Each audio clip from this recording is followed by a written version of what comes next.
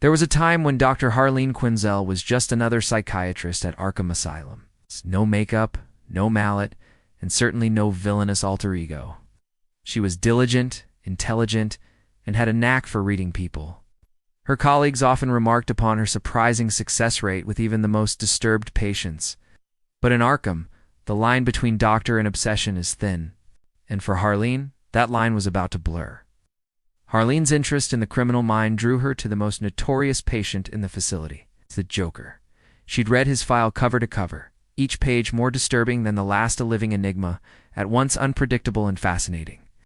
Against her supervisor's advice, she specifically requested to take over his therapy sessions. In her mind, she wasn't just helping him, she was solving the great riddle of Gotham's most infamous villain.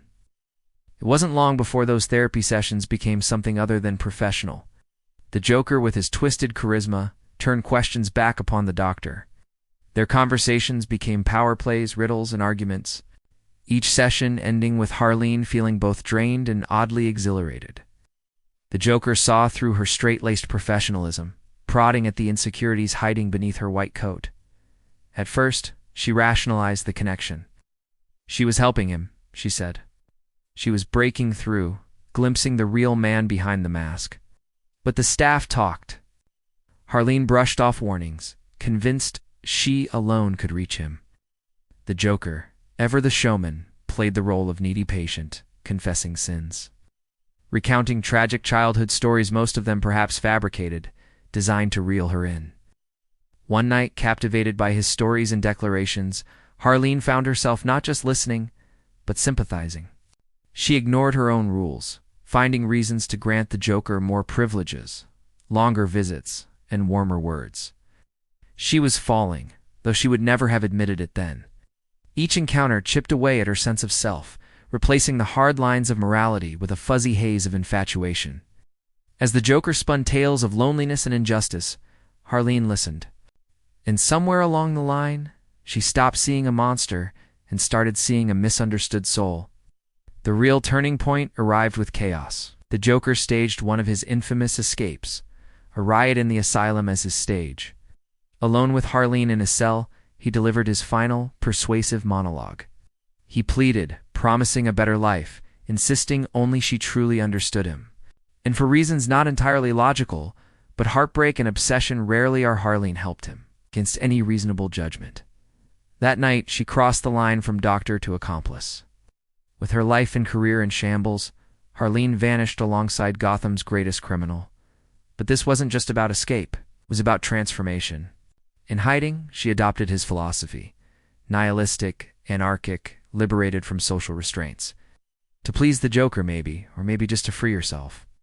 She dyed her hair in garish colors, smeared on clownish makeup, and stitched together her own unique style, part jester, part street punk. Harleen Quinzel became Harley Quinn. Harley was something new, someone unafraid, untethered to past anxieties.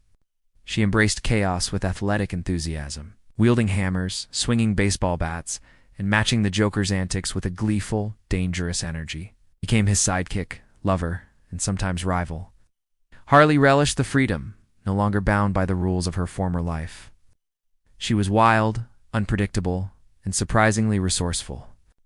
The criminal underworld quickly learned to fear her as much as her infamous partner. But the story didn't stop with this descent. The relationship with the Joker turned dark, twisted even by Gotham standards. Abuse replaced affection. Mind games turned to cruelty. Harley, for a long while, clung to the fantasy, convinced that love would win out, that she could fix him. But as the violence escalated, so did her independence. She endured, then rebelled. Eventually battered but unbroken, Harley found her breaking point. The Joker abandoned her, or tried to destroy her, or simply ceased to care. So Harley left. She rebuilt herself, piece by piece, this time for herself alone. She built connections with other villains, formidable in her own right, forming alliances and friendships with people like Poison Ivy. She sought out new adventures. She claimed her own past, quirky and dangerous, often heroic in spite of herself. Harleen Quinzel was gone, but Harley Quinn had arrived no longer a pawn, but a player on Gotham's stage, delighting in the chaos, but finally calling the shots. Her transformation wasn't a single step, but a journey into love, madness, heartbreak, and ultimately freedom.